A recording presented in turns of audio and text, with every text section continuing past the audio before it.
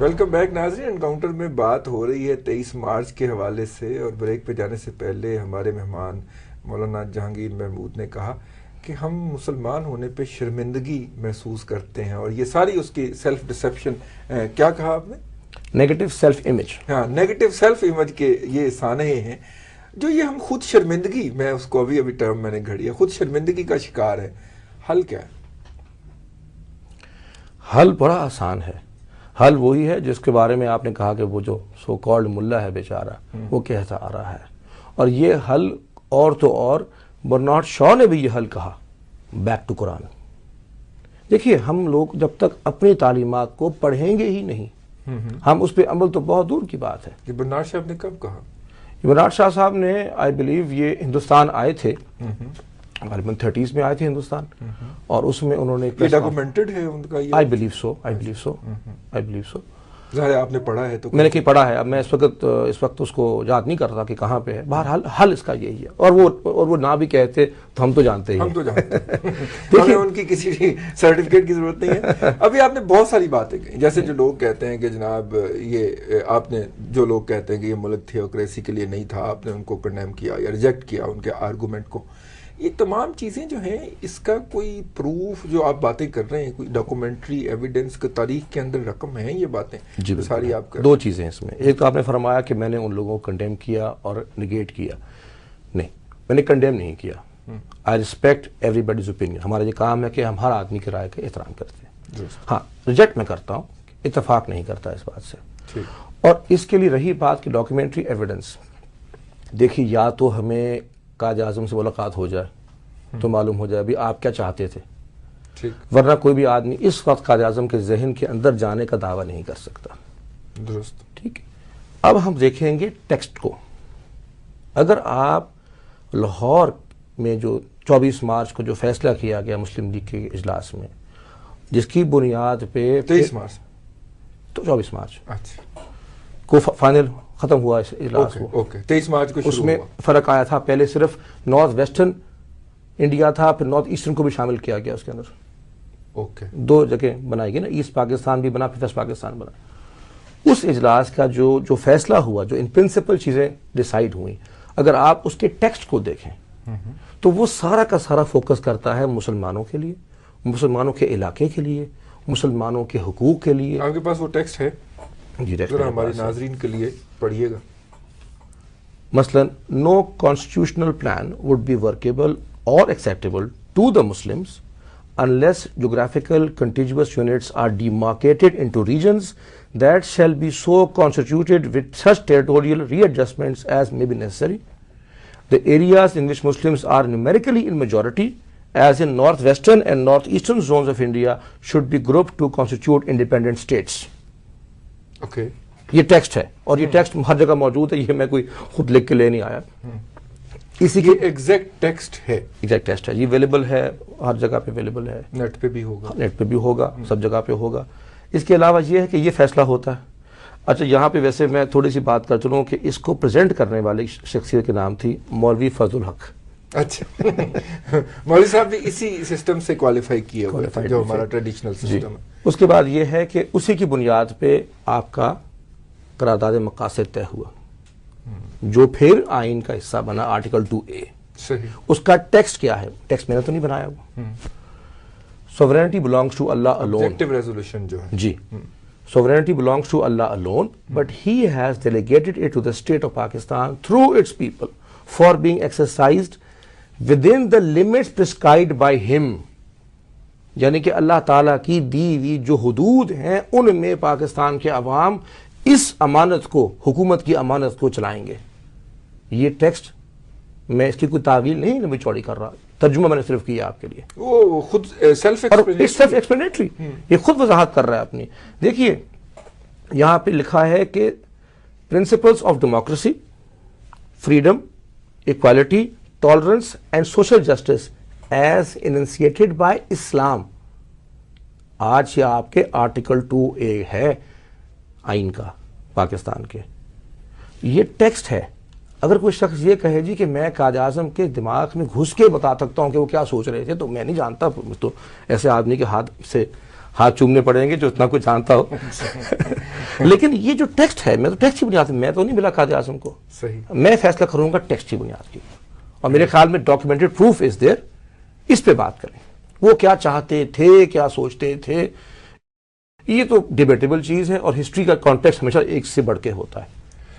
ایک اور جو ہوتا ہے کہ ٹھیک ہے جی یہ ساری چیز ٹھیک ہو جائے، یہ تھوڑا سا 23 مارچ سے میں ہٹ کے کر رہا ہوں جی، لیکن وہ چونکہ اب آپ ہاتھ آ گئے آج کہ ملا جو ہے وہ اس کیپیبل ہی نہیں ہے کہ وہ ڈپلومیسی اور اسٹیٹسمین شپ اور ایڈمنسٹریشن اور فائنانس اور ریونیو کہ اس جیسے بڑے معاملات پہ بات کر سکے کجا کہ وہ ان کو چلانے کا دعوے دار ہو.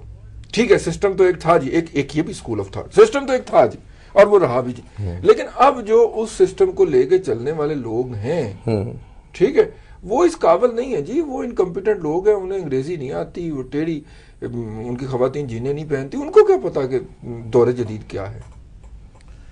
دیکھیے بات یہ کہ آپ کا سوال جو ہے اس کا تو جواب دینے کے لیے آپ نے بہت ساری باتیں اکٹھی کر دی نا، ایک ہی چند جملوں میں اکٹھی کر دیں، اور یہ پنڈوراس باکس ہے جو آپ کھولنا چاہتے ہیں، اس کے لیے ایک اور انکاؤنٹر شاید چاہیے ہو، لیکن فی الوقت میں آپ کو مختصر عرض کر دوں.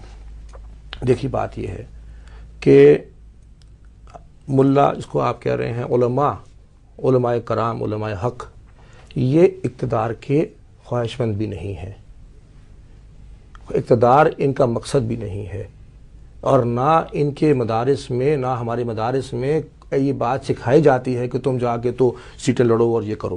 وہ دیکھ کے چند دانے جو ہیں وہ تو یہی ایک کے دندانے جو ہیں وہ ریپرزینٹ نہیں کرتے پوری کے پوری جماعت کو.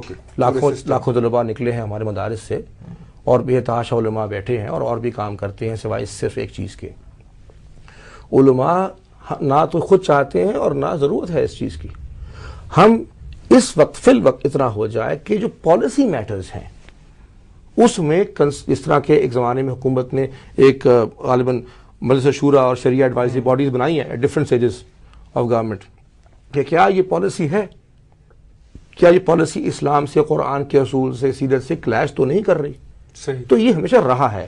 یہ ایکچولی یہ ہے علماء کا کم سے کم یہ ہے، کم سے کم تو یہ ہے. اگر آپ کی بات ایک لمحے کے لیے مان بھی لی جائے کہ وہ نہیں ہے اس وقت کیپیبل کہ وہ فارن افیئرز کو بھی دیکھیں اور باہر بھی جا سکیں، تو کم سے کم پالیسی میٹرز میں تو پوچھ سکتے ہیں ان سے. آپ دیکھیں گھر میں والد ہے، والد انجینئر تو نہیں ہے نا، والد ڈاکٹر بھی نہ بھی ہو، پھر بھی آپ کہتے ہیں کہ جی ہر بات میں بڑوں کے تجربے سے، ان کے علم سے مشورہ کیا جاتا ہے. تو علماء سے مشورہ کیا جائے پالیسی میٹرز کے اندر کم سے کم.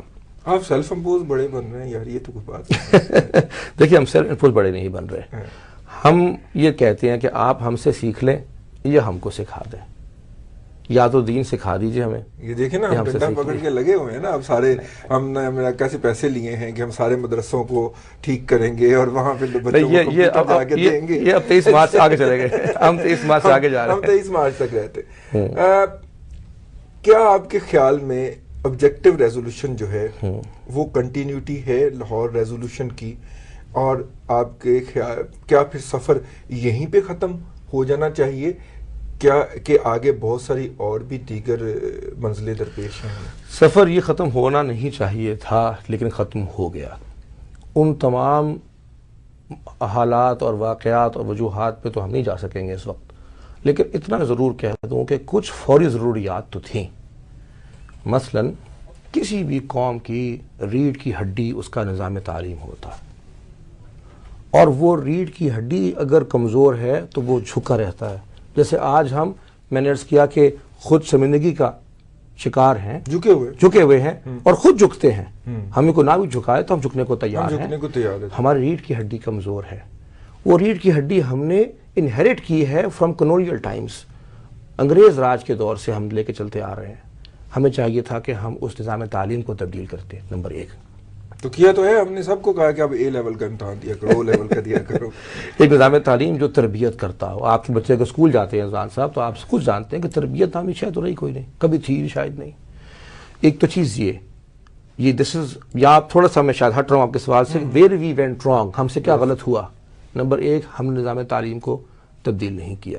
ہم نے وہی ایک جو محکوم قوم کا تھا وہی محکوم قوم چلتی رہی وہ سیگنٹ کے ساتھ. دوسرا ہمارے پاس ایک بدنصیب بھی ہے، یہ شاید ہمارے بس میں شاید تھا یا نہیں تھا، لیکن پتہ نہیں، بہرحال وہ جو گریٹس تھے، قائد اعظم تھے، مولانا ظفر علی خان تھے، لیاقت علی خان تھے، جو لوگ خود لوور کلاسز میں نہیں تھے، ان کے اپنے انٹرسٹ، پرسنل اگر انٹرسٹ تھے تو وہ تو بہت امیر لوگ تھے اور اچھے خاصے تھے اور اچھے اسٹیبلش لوگ تھے، لیکن وہ اس ملک کے غریبوں کے لیے قربانیاں بھی دیں اور جیلیں بھی گئیں اور کیا کچھ نہیں کیا، کیا کچھ نہیں سہا۔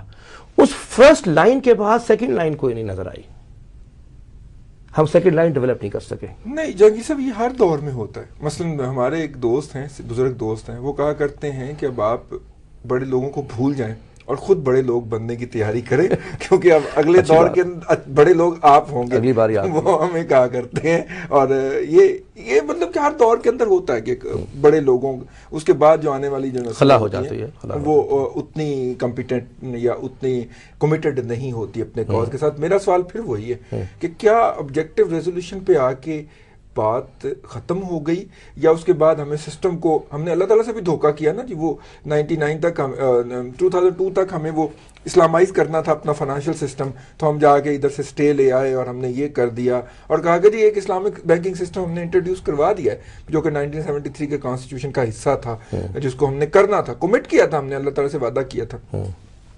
اس طرح کی حرکتیں کر کے ہم پتہ نہیں کس کو دھوکہ دے رہے ہیں۔ میرا سوال وہ ہے کہ کیا آبجیکٹو ریزولوشن کے ساتھ بعد تمام شعبوں کے اندر، جیسا کہ اس کے ٹیکسٹ میں ہے کہ اللہ کی لمٹس کے اندر رہ کے اس کو کیا جائے، ٹھیک ہے نا؟ آج کل تو اللہ معافی دے اتنا ہو گیا کہ لوگ پیسے دیں اور اسی قانون کو تبدیل کروا لیں، ٹی وی کے اوپر ایک مناظرہ چلایا جائے گا پیسے لے کے اور وہ سارا کچھ کیا جائے گا۔ میں اس کی ڈیٹیل میں نہیں جاننا چاہتا کیونکہ میں فینس کے اس سائڈ پہ بیٹھا ہوں، لیکن جو اس کا مقصد تھا، کیا اس کی کنٹینیوٹی ہوئی یا اس کے بعد ایک سٹاپ لگا دیا گیا آبجیکٹو ریزولوشن کی ایکسیپٹنس کے بعد؟ اس کے بعد آئین بنا، آئین میں اسی ریزولوشن کو اڈاپٹ کیا گیا ایز آرٹیکل 2A۔ دیکھیے رضوان صاحب، دنیا میں کوئی بھی قانون جو چاہے اللہ تعالیٰ کا بنایا ہوا قانون ہو، چاہے وہ انسان کا تیار کردہ قانون ہو، اس کی امپلیمنٹیشن خود انسان نے کرنی ہوتی ہے۔ اگر اس کی امپلیمنٹیشن نہیں ہو رہی، دیکھیے آپ کا لا اینڈ آرڈر ہے پاکستان میں، تقریباً قانون تو وہی ہیں جو دنیا بھر میں قانون ہیں، ان کے ہاں کیوں اتنا برا حال نہیں ہوتا؟ امپلیمنٹیشن ہوتی ہے، ہمارے ہاں امپلیمنٹیشن نہیں ہو رہی۔ جو بھی قانون بنتا ہے وہ کچھ اور ہے، اور وہ جس طرح اس کو ایک طرف بس الماری میں بند کر دیا لکھنے کے بعد، اس کی امپلیمنٹیشن نہیں چاہیے، ہمیں چاہیے۔ جب تک ہم کسی بھی قانون کو، وہ قرآن کا قانون، دیکھیں آپ قرآن کو اپنے آپ پہ نافذ نہیں کریں گے، وہ خود بخود تو نافذ نہیں ہو جائے گا، نافذ تو آپ نے کرنا ہے۔ اگر وہ لوگ ہی نہیں مل سکے ہمیں جو نافذ کرنے والے ہوں، لیکن یہاں پر میں ایڈ ضرور کروں گا کہ کوئی اور نہ کر سکا، لیکن فائنینشیل نظام کس نے کیا، کیوں نہیں کیا، لیکن علماء نے اکٹھے ہو کے، پڑھا کے، انگریزی سکھا کے، سب کچھ کر کے ایک اسلامک فائنینشیل سسٹم انٹروڈیوس تو کروا دیا پاکستان میں، اور دنیا بھر میں کروایا ہے۔ انہی کو جن کو آپ ملا کہہ رہے ہیں، انہوں نے کروایا نا، ملاؤں نے کیسے کروایا؟ خود ہی کیا ہے، حکومت ہم نے خود کر لیا۔ بالکل ٹھیک ہے۔ تو علماء کی ایبلٹیز کو انڈر اسٹیمیٹ نہ کریں۔ ناظرین، آج ہم نے ایک ایسے پہلو کے اوپر 23 مارچ پہ گفتگو کی جس پہ شاید اور کوئی آج کے دن بات نہ کرے۔ ایک نیا پہلو تھا، میں نے کہا اس پہ بھی آپ کی نظر رہنی چاہیے آج کے دن۔ 23 مارچ بہت کچھ ڈیمانڈ کرتی ہے ہم سے، اور قرارداد مقاصد جو ہے آبجیکٹو ریزولوشن، وہ بھی بہت کچھ ڈیمانڈ کرتی ہے۔ ذرا وقت ملے تو سوچئے گا ضرور۔ آج کے